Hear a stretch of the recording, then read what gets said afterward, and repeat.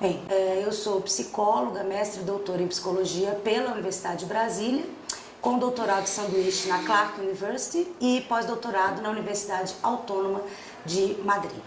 É importante inicialmente fazer algumas distinções conceituais assim, importantes quando a gente fala de questões de gênero e sexualidade. Primeiramente, gênero não é sinônimo de sexo. Ninguém nasce homem, ninguém nasce mulher. Tá? O sexo é um conceito, pode ser entendido como um conceito que se vincula à biologia, né? É uma categoria biológica, vamos dizer assim, o sexo. Mas entre o sexo e o gênero é uma categoria cultural. Entre o sexo e o gênero há um longo caminho a ser percorrido. Sendo que esse caminho é percorrido sempre no interior de um determinado contexto cultural, determinado contexto histórico, que vai delimitar o que se entende por masculinidade e por feminilidade.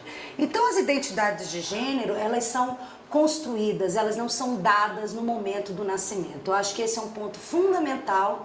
Eu, como professora universitária, compreendo que muitas vezes na vida cotidiana as pessoas tendem a não compreender muito essa distinção conceitual, né? Acreditam que as pessoas nascem homens ou nascem mulheres, mas efetivamente o que nós entendemos por masculinidade, feminilidade, os valores associados à feminilidade, à masculinidade, tudo isso corresponde a uma construção cultural. Não é algo que está definido, que é definido a partir do órgão sexual que o indivíduo nasce. O sexo e gênero são conceitos distintos. Em relação à orientação sexual, a orientação sexual ela não é definida, né, pelo sexo biológico também, né, e nem pelo gênero. É possível encontrar, então, no caso das orientações sexuais, nós estamos nos referindo à direção, à orientação do desejo, da atração sexual de uma pessoa, ou por pessoas do gênero oposto, ou por pessoas do mesmo gênero, ou por pessoas de ambos os gêneros, tá? Então, orientação sexual, quando a gente fala em orientação sexual, nós estamos referindo ao campo das vivências, das experiências no terreno da sexualidade. E são muitos os fatores que entram em cena, né, na delimitação da orientação sexual de um indivíduo. Então, a discussão, mas então a orientação sexual é definida pela genética, é definida pela experiência que o indivíduo vivencia?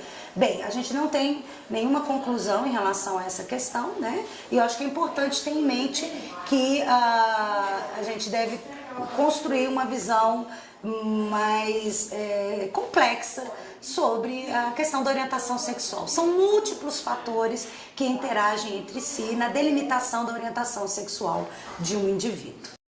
Se a gente consegue minimamente se colocar no lugar do outro, a gente não compactua com práticas de violência e de exclusão. E nós temos no Brasil, acho importante dizer isso, um número elevadíssimo de assassinatos de pessoas da comunidade LGBT. Um número elevadíssimo.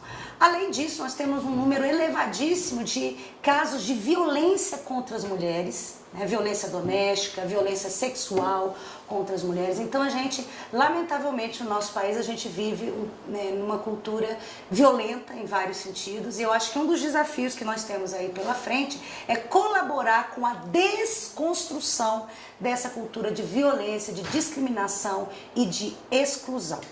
O que é a discriminação? No campo da psicologia social, a discriminação diz respeito ao preconceito posto em ação. Quando a pessoa traduz o seu preconceito em discursos, em práticas, as práticas discriminatórias, elas geram sofrimento nas pessoas que são vítimas dessas práticas. Então, reconhecer isso é fundamental para a gente, então, enfrentar o problema da LGBTfobia no nosso país e o problema do sexismo também no nosso país. Na direção, então, da construção de uma cultura democrática, de valorização da diversidade. E esse é um desafio bastante importante para o nosso país.